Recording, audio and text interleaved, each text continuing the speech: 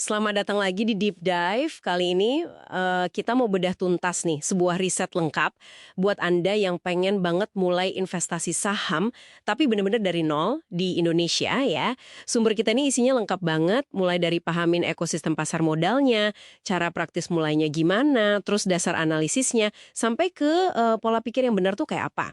Intinya sih misi kita hari ini, membekali Anda dengan pemahaman dasar dan langkah-langkah awal yang paling penting. Biar apa? Biar Anda bisa mulai investasi dengan ya lebih pede dan aman gitu. Oke deh, langsung aja kita bedah ya. Nah, pertanyaan pertama nih yang sering banget muncul dari pemula. Aman nggak sih dana saya nanti? Gitu kan? Sumber ini bilang pasar modal kita itu sebenarnya terstruktur dan diawasi ketat. Ada 3 pilar, OJK, BI, sama perusahaan sekuritas. Tapi gimana sih mereka ini benar-benar ngelindungin kita? Betul, betul. Jadi bukan cuma sekedar ada lembaganya ya, tapi yang menarik di sini tuh sumber ini menekankan struktur berlapisnya. Ini sengaja dirancang buat bangun kepercayaan.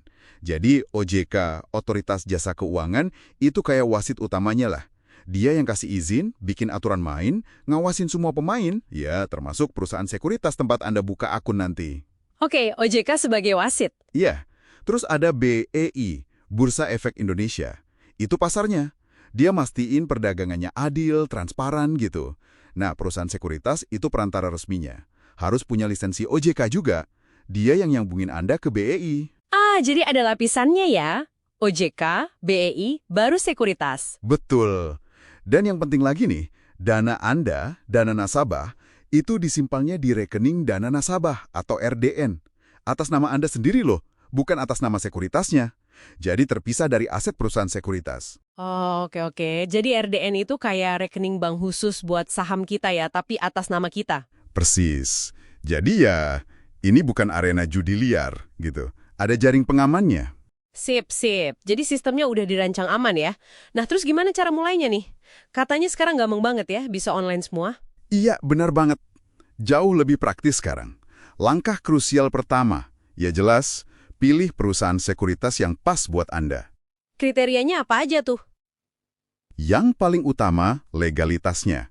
Wajib hukumnya terdaftar di OJK dan anggota bursa BEI. Itu harga mati. Terus ya lihat reputasinya gimana, bagus nggak? Cek juga struktur biayanya. Fee jual beli sahamnya, kompetitif atau nggak? Fee jual beli ya? Iya. Platform tradingnya juga penting. Enak nggak dipakainya? Gampang nggak buat pemula? Dan, nah ini dia, setoran awalnya. Setoran awal ini sering jadi pertimbangan kan ya? Banget. Dan bagian yang sangat menarik dari riset ini, banyak sekuritas populer sekarang, sebut aja kayak Stockbit, Ajaib, iPod, itu memungkinkan Anda mulai bahkan dengan setoran, 0 rupiah. Wah, serius 0 rupiah? Keren juga ya? Iya, jadi nggak ada lagi alasan modal jadi penghalang kan? Bener banget. Oke, udah pilih sekuritas, terus? Tinggal buka akun, biasanya sih online, modal KTP sama data diri aja.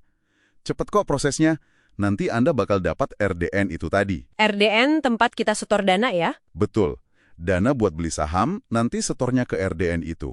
Oh iya, satu lagi yang perlu diingat, transaksi saham di BEI itu satuannya pakai lot. Lot ya? Iya, satu lot itu sama dengan 100 lembar saham. Jadi kalau lihat harga saham misalnya Rp1.000 per lembar, berarti modal buat beli satu lot ya 100.000, gitu. Oke, dicatat. Satu lot sama dengan 100 lembar. Nah, punya akun kan baru langkah awal ya. Pasti butuh analisis dong, biar nggak asal beli. Riset ini nyebutin ada 2 pendekatan utama nih, analisis fundamental sama teknikal, AF dan AT.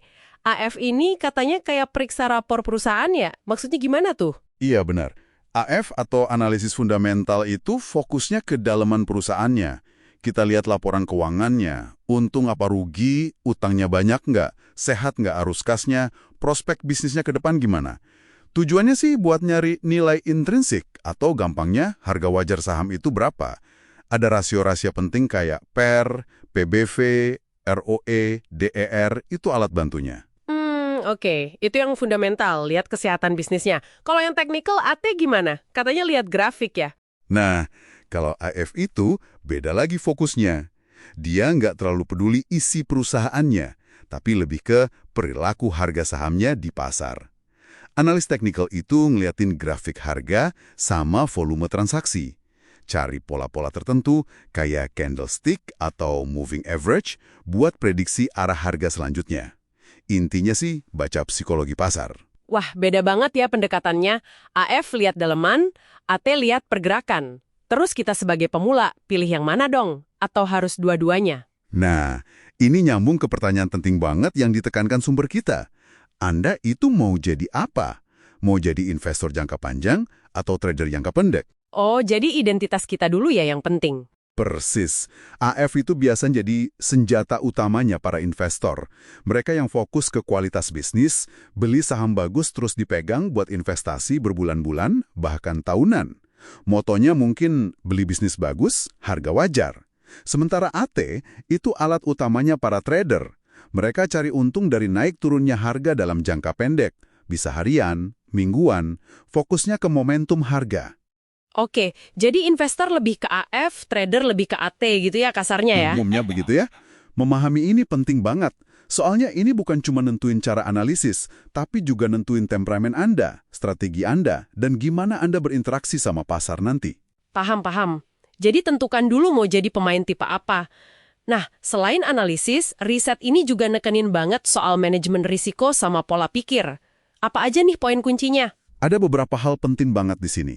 Pertama, dan ini wajib hukumnya, selalu gunakan uang dingin. Uang dingin, maksudnya? Uang yang benar-benar ngangkur. Bukan uang buat kebutuhan pokok sehari-hari, bukan uang buat bayar sekolah anak, apalagi uang darurat. Dan jangan pernah, sekali lagi jangan pernah pakai uang pinjaman atau utang. Itu bahaya banget. Oke, uang dingin, catet. Terus apa lagi? Kedua, diversifikasi. Ini nasihat klasik sih, tapi penting. Jangan taruh semua telur dalam satu keranjang. Ah, iya. Sebar resiko ya. Betul. Sebarin investasi Anda ke beberapa saham beda. Mungkin juga beda sektor. Biar kalau satu saham anjlok, nggak langsung ambiar semua portofolio Anda. Masuk akal. Terus tadi ada disebut soal disiplin, cut loss, sama profit taking ya. Itu gimana? Ini yang bagian disiplin tadi. Kunci banget buat bertahan. Sebelum Anda beli saham, tentukan dulu batas toleransi rugi Anda. Misalnya, oke, saya siap rugi maksimal 5% atau 10% dari modal di saham ini. Itu namanya cut loss.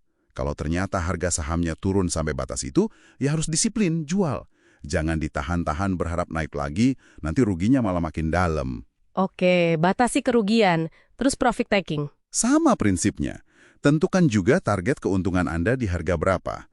Misalnya, target untung 20%. Kalau udah tercapai, ya realisasikan keuntungannya. Jual sebagian atau semua. Jangan serakah nunggu naik lebih tinggi lagi, nanti malah keburu turun lagi. Disiplin deh dua sisi ya. Rugi dibatasi, untung diambil. Ini kayaknya susah nih ngelawan emosi pas pasar lagi naik turun. Nah, itu dia poin berikutnya. Pengendalian emosi. Sumber ini ngingatin banget bahaya FOMO. Fear of missing out. FOMO, takut ketinggalan kereta ya? Iya, ikut-ikutan beli saham yang udah naik tinggi banget karena takut nggak kebagian untung. Ujung-ujungnya sering nyangkut di pucuk. Lawannya, panic selling. Pas pasar lagi merah semua, langsung panik, jual rugi semua saham. Padahal mungkin fundamentalnya masih bagus. Jadi gimana caranya biar nggak kejebak emosi gitu kan? Susah ya pas lihat angka merah atau hijau banget. Cara terbaiknya, dan ini disaranin banget sama risetnya, adalah punya rencana investasi atau trading yang jelas. Tertulis kalau perlu. Sebelum Anda pencet tombol buy. Rencana tertulis ya, isinya untungnya di berapa? Profit taking. Batas jual ruginya, cut loss di berapa. Semuanya udah ditentuin di awal. Jadi pas pasar lagi bergejolak naik turun, Anda tinggal lihat rencana itu. Jadi kompas objektif Anda. Bukan ngikutin perasaan panik atau serakah. Oke. Jadi punya trading plan atau investment plan yang jelas itu kunci buat ngalahin emosi ya. Betul sekali. Itu benteng pertahanan terbaik dari bias psikologis. Sip. Kalau gitu, kita coba rangkumnya. Pertama, pahami dulu sistemnya yang berlapis tadi. OJK, BEI, Sekuritas, RDN, yang intinya ngasih perlindungan buat kita. Ya, sistem keamanannya. Kedua, pilih perantara, yaitu perusahaan sekuritas, dengan cermat. Cek legalitas, biaya, platformnya. Jangan asal pilih. Ketiga, tentukan identitas kita. Mau jadi investor jangka panjang, fokus AF, atau trader jangka pendek, fokus AT. Ini nentuin cara main kita. Penting banget ini. Keempat, kelola resiko dengan super disiplin. Pakai uang dingin aja, lakukan diversifikasi, dan patuhi aturan cut loss sama profit taking. Wajib itu. Dan terakhir, yang mungkin paling susah, kendalikan emosi. Caranya, punya rencana yang jelas sebelum masuk pasar. Nah, lengkap itu rangkumannya. Mungkin sebagai penutup nih ya, ada satu pemikiran buat Anda renungkan di rumah. Pasar saham itu kan dinamis banget ya, berubah terus. Riset yang kita bahas hari ini itu bagus banget buat langkah awal. Tapi pertanyaannya, gimana caranya Anda memastikan proses belajar Anda itu nggak berhenti sampai di sini? Dan yang mungkin lebih penting lagi, gimana Anda nanti bisa memilah mana saran investasi yang beneran bagus dan berkualitas, dan mana yang cuma rame-rame aja, cuma noise gitu, yang banyak banget di forum online atau sosmed sekarang. Pertanyaan bagus banget tuh buat dipikirin. Oke deh, demikian deep dive kita kali ini. Semoga bahasan riset tadi benar-benar ngasih bekal berharga ya buat Anda memulai perjalanan investasi saham. Sampai jumpa di deep dive berikutnya.